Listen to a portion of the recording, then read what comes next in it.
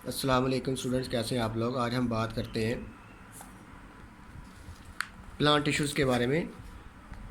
जिस तरह से एनिमल टिश्यूज़ की डिफरेंट टाइप्स हमने पढ़ी थी, जब 4 टाइप्स पढ़ी थी, ठीक है, इसी तरह प्लांट टिश्यू की डिफरेंट टाइप्स होती हैं। जैसे कि सबसे पहले सिंपल टिश्यूज़ हैं। The tissues which are made up of single type of cell are called simple. जो सिंगल टाइप ऑफ सेल से मिलकर बनते हैं वो सिंपल टिश्यू कहलाएंगे। सिंपल टिश्यूज दो तरह के, एक मेरिस्टेमेटिक टिश्यू और दूसरा परमानेंट। मेरिस्टेमेटिक जो मेरिस्टम बनाते हैं, मतलब है आमतौर पर जो प्लांट का स्ट्रक्चर बनाते हैं। सबसे पहले एपिकल मेरिस्टेम है, फिर लेटरल मेरिस्टेम है, ठीक है। एपिकल मेरिस्टेम एपेक्स जो होते हैं, मतलब रूट का एपेक्स ये ऊपर वाला हिस्सा, और ये शूट एपेक्स है और ये रूट एपेक्स है, ठीक है।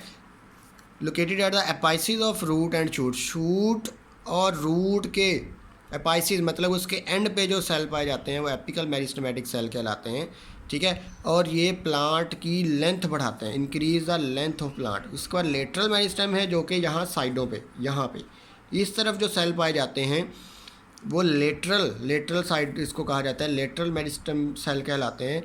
और ये प्लांट की ग्रोथ करते हैं, मतलब है उसको चौड़ा करते हैं, ठीक है। जो प्लांट की लेंथ का बढ़ना है वो प्राइमरी ग्रोथ कहलाता है, और जो प्लांट की विड्थ का बढ़ना है वो सेकेंडरी ग्रोथ कराता है। इसकी मज़ीद दो टाइप हैं। एक वेस्कुलर कैम्बियम जिसमें जाइलम और फ्लोएम पाए जाते हैं, और दूसरे कार कैम्बियम है जो लेटरल साइड ऑफ प्लांट में पाए जाते हैं, वेस्कुलर बंडल के बाहर वाली साइड पे प्लांट की विड्थ बढ़ाने के लिए, ठीक हो गया।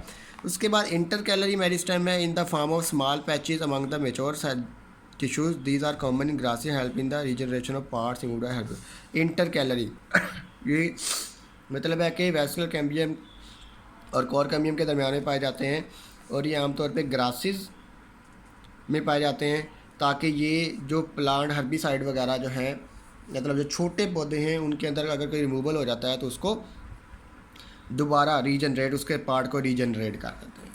दूसरी बात करेंगे परमानेंट टिश्यूज़ के बारे में। तो परमानेंट टिश्यू ऐसे टिश्यूज़ होते हैं जो एक दफ़ा बन जाते हैं, उसके बाद मज़ीद डिवाइड नहीं होते, ठीक है। The cell of these tissue do not have the ability to divide. Meristematic tissue जो है वो कंटिन्यूसली डिवाइड होते रहते हैं through out plant life.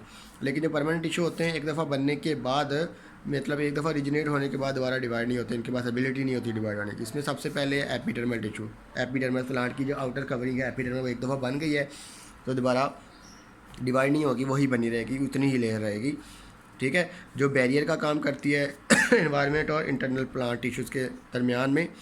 Roots के अंदर भी ऐसे वाटर की और मिनरल की एब्जॉर्प्शन का काम करती है। इसके अंदर क्यूटन पाया जाता है जो कि एवेपोरेशन को प्रिवेंट करती है, क्या कि वाटर जो है वो ज़्यादा एवेपोरेट ना हो सके, ठीक है। और epidermal tissues also have some specialised structure that perform specific function. Root hair stomata के अंदर पाए जाते हैं, ये भी जो है वो एपिडर्मल टिश्यूज़ के साथ ही पाए जा रहे होते हैं। स्टोमेटा भी एक दफ़ा बन जाए तो डिवाइड नहीं होते, रूट हेयर्स के अंदर भी ऐसी ही सिचुएशन आती है, ठीक है। आगे बात करेंगे ग्राउंड टिश्यूज़ के बारे में। तो ग्राउंड टिश्यूज़ पैरेन्काइमा, ग्राउंड लफ्ज़ से रिलेटेड है, जो कि प्लांट की ग्राउंड बनाते हैं। ग्राउंड मतलब है कि एपिडर्मल से नीचे जितने भी सेल होते हैं वो सारे के सारे ग्राउंड टिश्यूज़ में आ जाते हैं। जैसे कि मीज़ोफिल सेल है जिनके पास क्लोरोफिल पाया जाता है, जो फोटोसिंथेसिस का काम करते हैं। रेस्पिरेशन भी वहीं पे होती है, प्रोटीन भी वहीं पे बनाई जाती है, वैक्यूल भी वहाँ मौजूद होता है और वो वेस्ट मटेरियल को स्टोर करता है। उसके बाद चलेंगे सपोर्ट टिश्यू के बाद। तो सपोर्ट टिश्यू जो है वो प्लांट को स्ट्रेंथ और फ्लेक्सिबिलिटी देते हैं। ये आगे दो तरह के हो सकते हैं, एक कोलन कायमा और एक सक्लेरन कायमा। कोलन कायमा जो होते हैं ये फाउंड इन कॉर्टेक्स, मतलब है कि एपिडर्मल से अंदर वाली जो लेयर होती है, young stem and in the midrib of leaf. Midrib क्या होती है, ये एक लीफ है, ये है इसकी मिडरिब, ये मिडल वाली जो लाइन होती है इसको मिडरिब कहा जाता है, ठीक है। उसके अलावा लीफ पेटल्स में पाए जाते हैं। एलोंगेटेड सेल होते हैं, अनइवनली थिकेंड प्राइमरी सेल, मतलब है कि ये देखिए जैसे नज़र आ रहा है, कहीं कोई मोटे हैं कोई छोटे हैं। अनइवनली थिक मतलब कोई ज़्यादा मोटे हैं कुछ कम। फ्लेक्सिबल होते हैं, function to support the organ which are they found, जिसमें पाए जाते हैं उसको, जिस ऑर्गन में पाए जाते हैं उसको सपोर्ट करते हैं। सक्लेरन कायमा की बात करेंगे तो they are compose of cell with rigid secondary cell wall, मतलब है कि ये हार्ड होते हैं, ये प्लांट को जो है वो सपोर्ट करते हैं। ये भी their cell wall are harden with lignin which is a main chemical component of food. Lignin जो होता है मेन कंपोनेंट होता है, ठीक है। Mature sclerenchyma cells can not elongate and most of them are dead, और ये डेड सेल होते हैं आमतौर पे, जैसे हमारी स्किन डेड होती है इसी तरह से सपोर्ट करते हैं डेड सेल की तरफ। तीसरी बात आ जाती, उसके बाद हैं कंपाउंड टिश्यूज़ में। कंपाउंड टिश्यू दो तरह के हैं, जाइलम और फ्लेम। जाइलम जो होते हैं वाटर की ट्रांसपोर्ट करते हैं, ठीक है, प्लांट के अंदर, और ये दो तरह, इसके अंदर दो तरह के सेल्स होते हैं, वेसल एलिमेंट्स और जो कि सेकेंडरी सेल वाल से बनते हैं, और they lack cell wall and joint together from long tube, और दूसरे होते हैं ट्रैकेड और cylinder cell with overlapping end. ये होते हैं, ये वेसल एलिमेंट हैं, ठीक है, और ये ट्रैकेड हैं जो एक दूसरे के साथ जुड़े हुए हैं, ठीक है।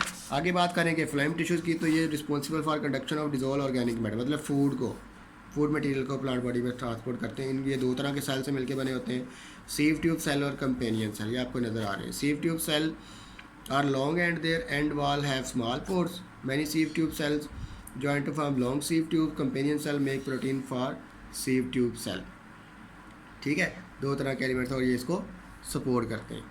अल्लाह हाफिज़।